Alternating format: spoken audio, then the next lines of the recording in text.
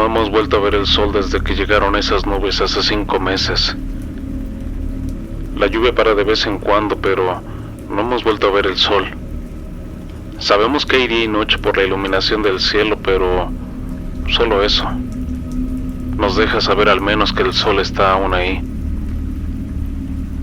Las personas más afectadas han sido las que tienen sus casas cerca de ríos, presas o en las costas. Pueblos e incluso ciudades quedaron enterradas para la eternidad. Las noticias solo dicen reportes de cómo las cosas se van deteriorando en el mundo a causa de no tener el sol, pero realmente nada que explique estas tinieblas. Al principio se pensó que era solamente un huracán, pero conforme las zonas afectadas aumentaron hasta cubrir el mundo, esa ya no era una opción. Solamente se sabe que empezó en Noruega. La industria marítima ha sufrido mucho por esta situación, ya que los mares se han vuelto violentos al punto de ser fatales, incluso para los marines más experimentados. Como un antiguo residente de las costas de Estocolmo, la cual fue casi devorada por la marea, tengo que decir que hay cosas que no había visto antes. Además, las noticias que traen los pocos hombres que se aventuran a navegar resultan complicadas. Pero en este punto no me atrevería a descartar nada. Fue el marino de un pequeño pesquero ruso quien trajo el primer relato. En sus palabras, las furiosas olas del mar no actúan por naturaleza. Hay algo vivo, masivo, moviéndolas. Continúa hablando de criaturas como víboras, pero con torso de hombre moviéndose en lo profundo, desatando su furia contra embarcaciones. Creo que es buen momento para decirte a ti que me escuchas que ese viejo loco era el único sobreviviente. Pero las aguas no eran las únicas en dejar salir extrañas señales. Los pocos afortunados en cruzar el paso a través de las montañas huyendo de los saqueos y el crimen que han comenzado a desatarse, hablan de rugidos que provocan avalanchas y pasos que hacen temblar los gigantescos árboles que habían crecido durante milenios en las montañas. Con el tiempo, la tecnología se fue deteriorando, y es que nadie jamás tuvo la idea de lo importante que el sol era para el mundo. En algunos casos pudimos adaptar la tecnología, en otros no. Por ejemplo, el Wi-Fi sufrió demasiado al punto de dejar de ser útil para muchas de las cosas a las que estábamos acostumbrados. En ocasiones lo usábamos para acceder a algunas de las pocas redes sociales que quedaban. Un reflejo de un mundo que ya se había ido para nosotros. La adaptación de vehículos, viviendas y conectividad para avisar sobre nuevos huracanes o tormentas fue complicado, porque todo debía tener una manera de sobrevivir y funcionar en el agua. El 22 de abril las pocas redes sociales que se sostienen pausaron el corazón de esta humanidad ya de por sí aterrada. Un video de un usuario anónimo. El video estaba grabado por un tripulante de un portaaviones estadounidense.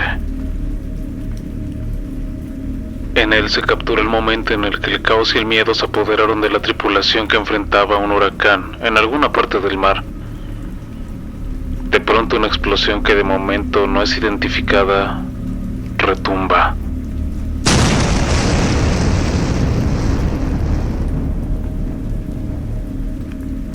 Y realmente no tengo idea de cómo explicar lo siguiente. Sé que va a sonar a un disparate,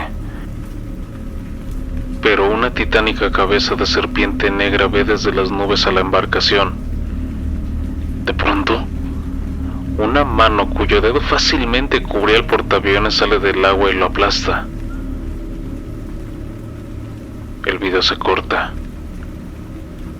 Yo y todo el mundo nos quedamos mudos ante las imágenes que acabábamos de ver.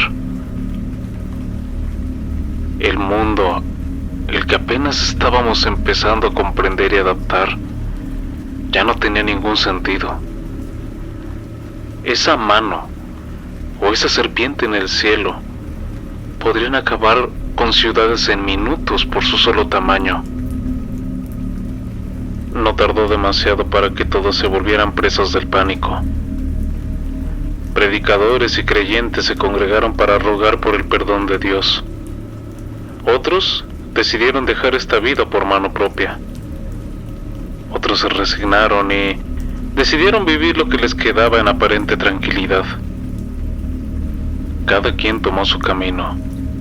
En mi caso he decidido indagar en lo que queda de las bibliotecas en línea y las físicas. Busqué por algún indicio, quizás algún mito, algo que pudiera darme una idea de ante qué estábamos y cómo podíamos lidiar con esto. Y la verdad no encontré mucho. Lo que sea que fuera eso no tenía sentido. Pero un día, una transmisión extraña se apoderó de los pocos medios de comunicación que teníamos. Con un mensaje de voz, una voz sin emociones, pero que creó un eco aterrador en todos los que lo escuchamos. Durante eones, nosotros fuimos los dueños de este lugar. A diferencia de ustedes que llegaron desde lo profundo de las estrellas, nosotros nacimos aquí. Ustedes han acabado lentamente con nuestro hogar, y por millones de años nosotros permanecimos en silencio. Pero ustedes tuvieron el atrevimiento de hacer caer este mundo por realidades que no comprenden. Ahora, nosotros corregimos el error. Después de soportar el shock, recordé algo. Esas últimas palabras trajeron algo a mi mente. Durante los días del viejo internet yo estaba fanatizado con estas teorías sobre efectos Mandela y cambio de realidades. La idea de que nuestro mundo real había sido destruido por algo, más específicamente por el cañón de hadrones en Suiza. Claro que en su tiempo nadie se lo tomó en serio. Eran más como títulos sensacionalistas para atraer incautos. Pero esas palabras, esta idea, ya habían sembrado la semilla de la curiosidad. Y la verdad es que no estaba dispuesto a dejar las cosas así. Estaba en Estocolmo, así que el viaje a Suiza no era algo que me preocupara en circunstancias normales.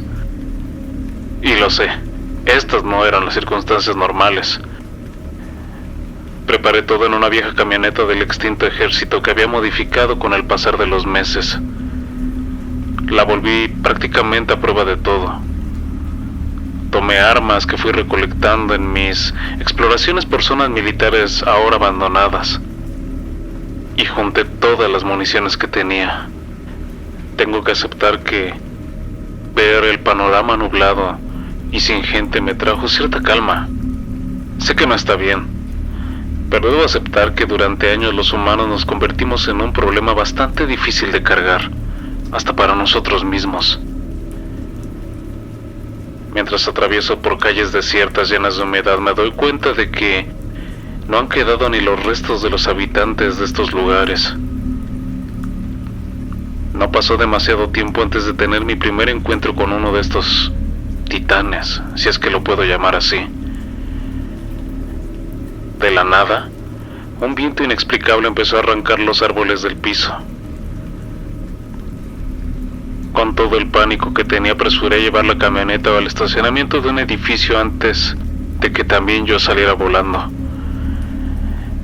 Vi como pequeñas casas se desplomaban como si estuvieran hechas de naipes. Mi primera idea fue que estaba en medio de un tornado. Por raro que parezca, de pronto todo pareció detenerse. Y unos pesados pasos que derrumbaron algunos edificios que ya estaban dañados sonaron por todo el lugar.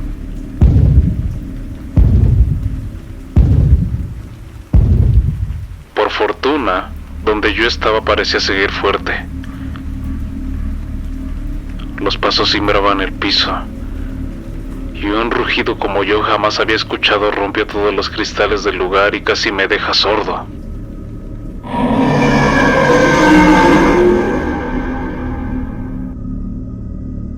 Asomé la cabeza para ver quién era mi colosal acompañante. Entiendo si crees que estaba loco, o que estaba presa de un miedo, o que sufría algún trauma, pero cada palabra que saldrá de mi boca es un intento de describir lo indescriptible y de darle una forma en tu mente al horror que nunca nadie había visto antes. Vi un animal con el cuerpo blanco de un león y del tamaño de una montaña, alas de lo que comprendo como un dragón, la cabeza de una serpiente con ojos rojos y los cuernos de un carnero. En su cola había la punta de una lanza colosal envuelta en llamas. Mis piernas dejaron de reaccionar y caí al piso, consciente, pero sin poder moverme por el miedo. Conté 5 pasos antes de que volviera a emprender el vuelo en esa infernal tormenta. En algún momento volví a tener fuerzas, pero decidí quedarme en el piso un rato más. Intentaba procesar lo que acababa de ver. Al poco tiempo me levanté, aunque aterrado aún, pero tuve fuerzas para emprender de nuevo el viaje. El resto del camino transcurrió en aparente calma, salvo por las veces que tuve que esquivar los agujeros hechos por pisadas de algo que dejaba rastros de pies humanos en el fango. Pasos que medían alrededor de unos 80 metros. Tengo que aceptar que pensé que la llegada a Suiza, y en específico al CERN, sería más problemática por los sobrevivientes, pero las pocas personas que llegué a ver parecían salvajes de la edad de las cavernas que no significaron ningún problema. Entrar en las viejas instalaciones fantasmales transmitía una sensación de nostalgia y desesperanza que hizo que se me erizara la piel. No es como si supiera la estructura del lugar, así que empecé a caminar con arma en mano. Exploré cada una de las abandonadas oficinas. Estuve horas. Incluso cayó la noche, pero por fortuna llevaba una buena cantidad de luz en la lámpara, modificadas por mí, claro. No estaba dispuesto a sufrir con baterías como si fuera una película de terror barata. Estuve hojeando todo lo que veía y, siendo sincero, entendía muy poco. Pero mis esperanzas tuvieron su fruto cuando llegué a un lugar que parecía una sala de juntas muy elegante. Había 13 sillas, y una más grande que las otras a la cabeza de la mesa. La gente en esta sala eran prácticamente puros huesos, así que de alguna manera estaba cómodo. El lugar tenía una enorme pantalla que traté de encender y por suerte funcionó. En automático, un video comenzó a reproducirse. El nombre del archivo presentado en la pantalla era Proyecto Arca. En él, una persona reportaba todo tipo de cosas, desde cantidades de gente, temperatura, prácticamente detalles que me parecieron insignificantes. El lugar donde caminaba parecía esas imágenes de videos cortos de la vida en los años 2000. Y por algunos autos, parecía que esa era la época en la que se grabó. Estuve a punto de quitarlo, pensando que era inútil todo. Pero entonces, el tipo de la grabación dijo: "Todo sigue en orden aquí, señor. Como cuando lo dejamos. Sigue siendo seguro y las pérdidas del resto se pueden asumir como daños colaterales. Si regresamos aquí antes del 10 de septiembre del 2008, en este mundo podremos evitar encenderlo y salvarnos. Vivir una vida tranquila de este lado". El video se cortaba en esa parte. Me quedé en silencio. Pensaba en todo.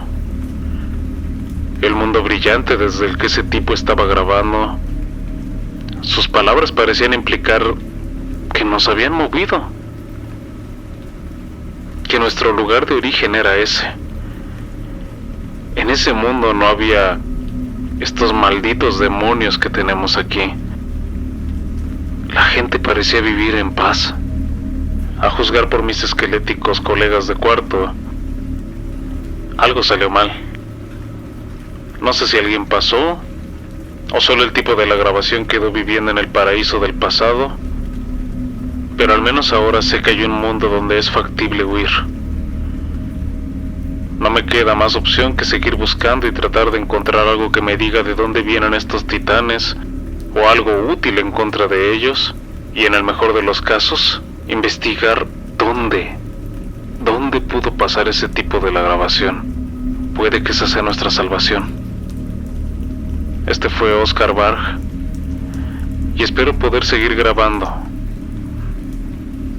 Espero poder reportar algo más alentador de lo que ahora he dicho.